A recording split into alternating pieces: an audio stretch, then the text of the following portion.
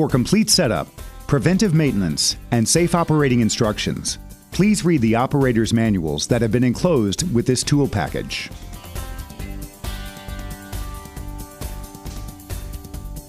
Your BobTail 940 repair kit contains a 940 power rig with 15-foot power cord, the 3585 PT hydraulic installation tool with 12-foot hose, nose assembly, 10,000 psi liquid-filled pressure gauge, comprehensive instruction manual kit, including a cross-reference fastener chart and Huck certified service center listing, a guide to proper inspection, instructions on how to use the pressure gauge, a pressure setting list for the nose options, as well as this training video. And if you purchased one, a patented BobTail color cutter nose assembly for repairs. Everything you'll need to get started.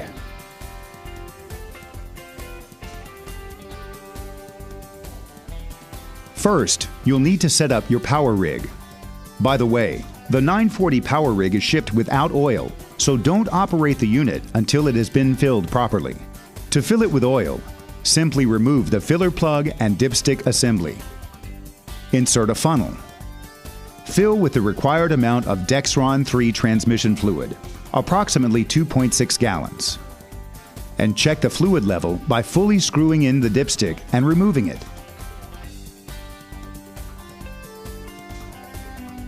Make sure the level falls between the two hash marks on the dipstick. Remember, it's important to check the fluids on your power rig regularly. Next, we'll connect the hydraulic lines from the tool to the power rig. Insert the quick disconnect couplers. Plug in the 24-volt trigger wire. Then, be sure to cycle the hydraulic fluid through the lines. Hold the trigger down for about 10 to 15 seconds to allow the fluid to fill both hydraulic lines, completely priming the system. Cycle the tool a few times to ensure the piston is in the full forward position. Before using the power rig, adjust the pressure setting according to the pressure setting chart. To do so, remove the top hydraulic hose and replace it with the pressure gauge. Depress and hold the trigger. Read the pressure setting. Adjust the pressure by releasing the jam nut, then turning the thumb screw located opposite the fill plug. Turning the screw in increases the pull line pressure. Turning the screw out reduces the pull line pressure. Be sure to retighten the jam nut after adjusting the pressure. Now, it's time to return the quick disconnect from the tool to the pull side of the pump.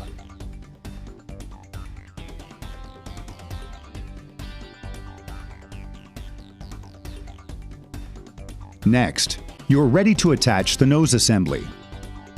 Begin by attaching the puller and adapter to the piston. Just thread it on as shown.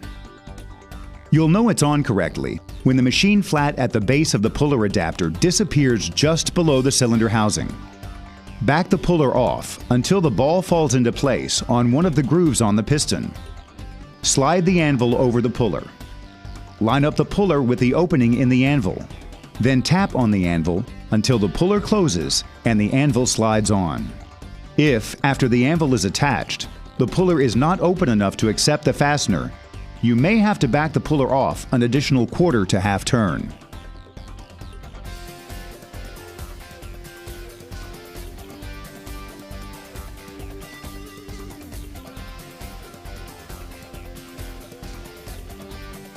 Attach the anvil using the half shells. Slide the lock ring over the half shells. Snap the true arc ring into position using the snap ring pliers. And cycle the tool. You are now ready to install a fastener.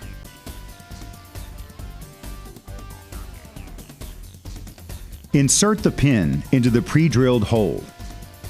Spin the collar with the flanged base towards the work surface. Keeping the tool straight in line with the fastener, place the tool over the end of the fastener until the puller bottoms out on the shoulder of the fastener.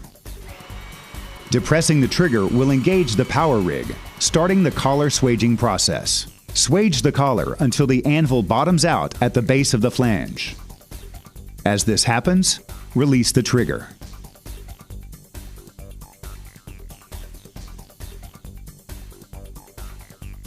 To make sure the fastener is installed properly, all it takes is a quick visual inspection. The collar contains dots that serve as installation indicators. If the fastener is properly installed, at least one of the dots will have a line crossing it. The line shown is a witness mark, indicating a proper swage.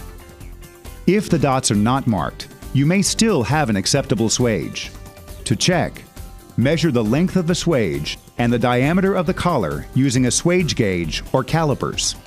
If the measurements fall within the range specified in the brochure or coordination drawings, the collar is properly swaged. On an incomplete swage like this one, it's easy to see that the collar hasn't been swaged all the way down to the bottom because there are no witness marks. To complete the swage, repeat the steps.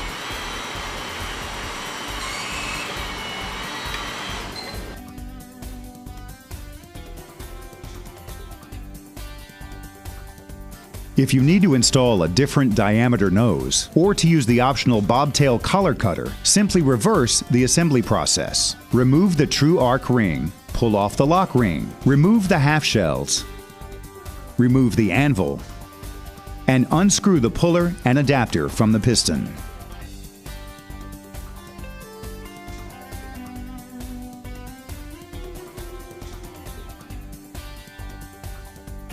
As an alternative to torching, the optional collar cutter tool ensures clean, safe fastener removal. Attach the collar cutter puller assembly, just like the other nose assembly. Screw the cutter assembly onto the piston until the machine flat just disappears within the piston housing, just as you did with the nose assembly. Line up the dowel pin to the grooves machined into the cutter sleeve. Slide the anvil over the cutter. Engage the trigger to bring the piston back. This allows the anvil holder to bottom out. Attach the half shells. Release the trigger to disengage the hydraulics and slide the lock ring over the half shells. Install the true arc ring with the snap ring pliers, making sure it snaps securely into place.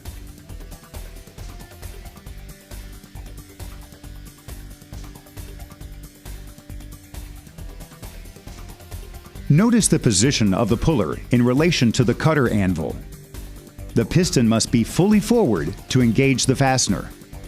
If you cannot insert the fastener, activate the trigger quickly to bring the piston forward. To remove the bobtail fastener with the collar cutter, place the nose over the pintail until the cutter puller bottoms out on the shoulder of the fastener. Engage the tool and hold the trigger down until you hear a distinct pop. The pop indicates that the collar has been completely cut. Notice how cleanly and precisely the collar cutter removes the fastener. Please use caution when handling cut collars. The pieces will be hot, with sharp edges that will cut fingers.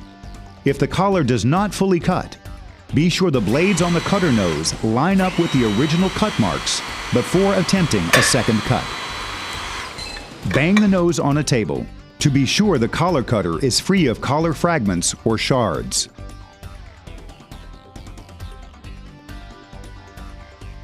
Disassembling the collar cutter is easy.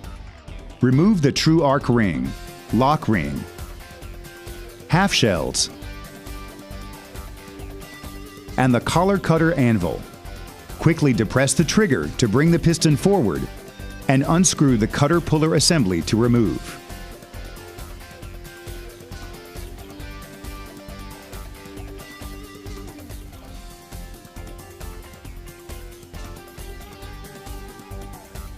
A few easy care and maintenance steps will help keep your BobTail 940 repair kit in top working order.